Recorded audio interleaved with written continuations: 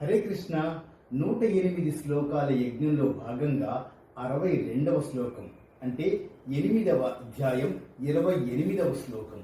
వేదేషు యజ్ఞేషు తపస్సు చైవ దానేషు యత్ పుణ్యఫలం ప్రదిష్టం అత్యేతి తత్సర్వమిదం విదిత్వా యోగి పరం స్థానముపైతి చాద్యం. శ్రీకృష్ణ పరమాత్మ ఏం చెప్తున్నారంటే, వేద పఠనం, ఆ తర్వాత యజ్ఞేషు యజ్ఞమాచరించడం, తపస్సు చేయడము, ఆ తర్వాత దాన ధర్మాలు చేయడం వల్ల దాని ఫలితం వచ్చింది అని ఆనందపడతారు. కానీ అత్యేతి తత్సర్వమిదం, నిజమైన భక్తుడు, తర్వాత యోగి పరం స్థానముపైతి. యోగి అంటే భక్తుడు, ఒక యోగంలో ఉన్న భక్తుడు ఇవన్నిటినీ ఆస్వాదిస్తూ ఉంటాడండి. యోగి ఆ భక్తి ద్వారా చేసే యోగం ద్వారా పైన చెప్పిన వేదాన్ని వల్లించింది, దాని తర్వాత యజ్ఞమాచరించింది, తపస్సు చేసింది, ఆ తర్వాత దాన ధర్మాలు చేసిన ప్రతిఫలంతో కూడినదై దాని తర్వాత వచ్చిన దివ్యధామం స్వామివారిని చేరుకుంటారండి.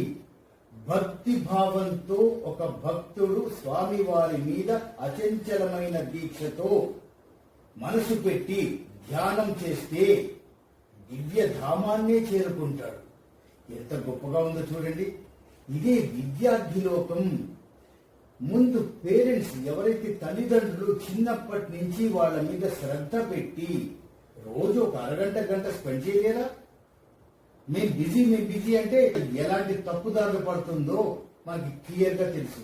అది కాకుండా ప్రతిరోజు వాళ్ళతో కాలం గడుపుతూ వాళ్ళతో పాటు మమేకమైపోయి ఉంటే అమ్మా నాన్న నా కోసం వెయిట్ చేస్తారు కదా అనే బీజము పిల్లల్లో పడిపోతుందండి. కనుక సాయంత్రాలు లేట్ అయిపోవడాలు, ఇంకెక్కడికి వెళ్ళాము, ఫోన్ చేసి నేను రావట్లేదు అని చెప్పి ఇవన్నీ ఉండవు. మా కోసం మా పేరెంట్స్ వెయిట్ చేస్తారు, మేమందరం కలిసి మాట్లాడుకుంటాం, భోజనం చేస్తాం అనే ప్రక్రియ ఎప్పుడైతే డెవలప్ అవుతుందో వాళ్ళ బుద్ధి వికాసం పెరుగుతుందండి.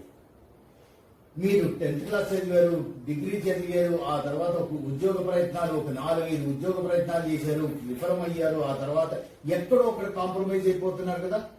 ముందు నుంచే బీజం పడితే ఇవన్నీ చదువుతూ ఆ చదివిన విజ్ఞానాన్ని కరెక్ట్ గా యూజ్ చేసుకుంటే ఒక కంపెనీకి సీఈఓ అవ్వలేరా? గూగుల్ కి కంపెనీ సీఈఓ ఎవరండి? సుందర్ పిచ్చై. అలాగే మైక్రోసాఫ్ట్ కి సీఈఓ ఎవరండి? సత్య నాదెండ్ల.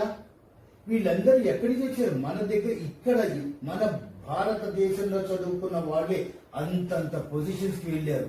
గవర్నమెంట్ లో చూద్దామా, సివిల్ సర్వీసెస్ ని టార్గెట్ చేయొచ్చు. ఐఏఎస్, ఐపీఎస్, ఐఎఫ్ఎస్, ఐఆర్ఎస్ ఎన్ని విభాగాలు ఉన్నాయండి. వీటి మీద టార్గెట్ చేసిన వాళ్ళకి ఆర్థిక స్తోమత గురించి మాట్లాడాల్సిన అవసరం లేదండి. ప్రభుత్వాలు, స్వచ్ఛంద సంస్థలు చాలా ఇలాంటివన్నీ ముందుకొచ్చి మీరు చదువుకుంటారంటే మేము స్పాన్సర్ చేస్తాము అని ఈ రోజు రేపు సోషల్ మీడియా ఎంత ప్రాబల్యం పొందింది. అక్కడ ఇలాంటి విషయాన్ని డిస్కస్ చేస్తే మీకు ఆర్థిక సహాయం కూడా అందిస్తున్నారు.